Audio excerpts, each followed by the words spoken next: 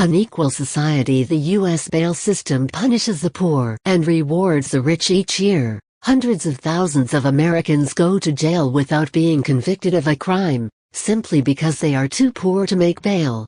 Jurisdictions across the country rely on money bail to determine who goes free before trial. Not only is this system an enormous waste of public resources, it does deep injustice to people who are still presumed innocent. Richard Stanford, for example, is a 63-year-old Vietnam veteran who lives with his daughter in Baltimore County, Maryland. He had exactly 31 cents to his name when he was arrested on May 17 for trespassing. But the judge set his bail at $2,600. Stanford could have asked his daughter for help, but she can barely pay her own bills on her modest medical technician's salary. So he sat in jail for 3 weeks on what is euphemistically referred to as the expedited docket. No trials, no witnesses, just guilty pleas or postponements to the next trial date. Desperate to get out of jail, Stanford waived his rights and pled guilty to a time-served sentence. He was sentenced to 3 weeks, the amount of time he had already served in jail, and released that afternoon. Stanford's story is far too common, and the broken bail system harms not only the people in jail, but the public at large. Our research, recently published in the Journal of Legal Studies, shows that this system subverts justice by causing convictions and new crime.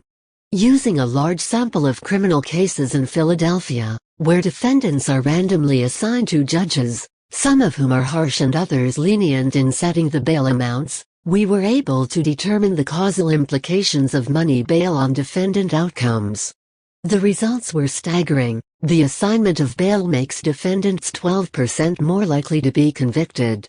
Although our research did not attempt to determine exactly why this might be, it seems likely that many defendants, given the choice of remaining in jail or pleading guilty in exchange for immediate release, opt for the latter option.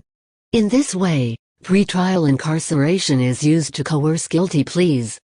Perhaps even more troubling, money bail makes defendants 6-9% more likely to commit new crimes after arrest. These findings have significance for the entire nation. The cost to society of a justice system that relies on money bail, as opposed to simply releasing those who are fit for release, regardless of their wealth, are far greater than simply increased convictions and crimes. It should come as no surprise that on any given day, a full fifth of the U.S. jail population, 450,000 people, are awaiting trial. Aside from the colossal waste of resources, it is a travesty against justice to imprison so many people who have not been convicted of any crime. This system unfairly punishes people who are too poor to buy their freedom. In Maryland, for example, between 2011 and 2015, more than 80,000 defendants (PDF) were jailed because they were unable to afford bail.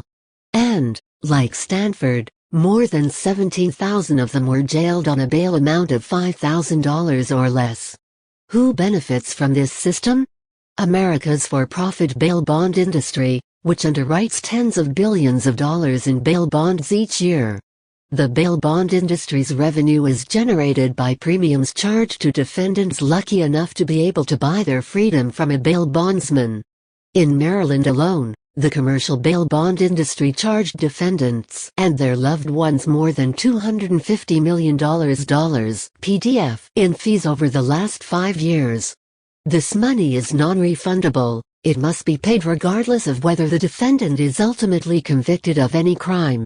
Some in the bail industry argue that all of these costs are necessary to ensure that defendants return to court, a conclusion our data does not support. In Philadelphia, we found no evidence whatsoever that the imposition of bail caused defendants to return to court. Thankfully, the solution to this irrational and morally indefensible system is clear. Unsecured bonds, in which a defendant promises to pay a dollar amount only if he or she fails to appear, have been shown (PDF) to be as effective as traditional bail bonds at ensuring that defendants return to court and do not commit new crimes while awaiting trial. Automated court reminders, pretrial supervision, and GPS monitoring are also proven, low-cost methods of ensuring court appearance. Text message reminders in particular reduce failure to appear rates by close to 50%, PDF, and save jurisdictions millions of dollars annually. Reform is finally on the horizon. On January 2, for example, New Jersey's Bail Reform and Speed Trial Act went into effect, eliminating cash bail for people accused of minor crimes. On January 24, the Chief Justice of the Missouri Supreme Court urged reform to address the problem of unwarranted pretrial incarcerations. And on February 7, the Maryland Court of Appeals will consider limiting cash bail, based on an opinion by the Maryland Attorney General that jailing people because they are unable to pay bail likely violates due process, an effort supported by the American Bar Association and former Attorney General Eric Holder. Now other states must take up the mantle, so that America moves swiftly and radically to stop punishing the poor. Learn how to write for courts ideas. We welcome your comments at ideas@qz.com.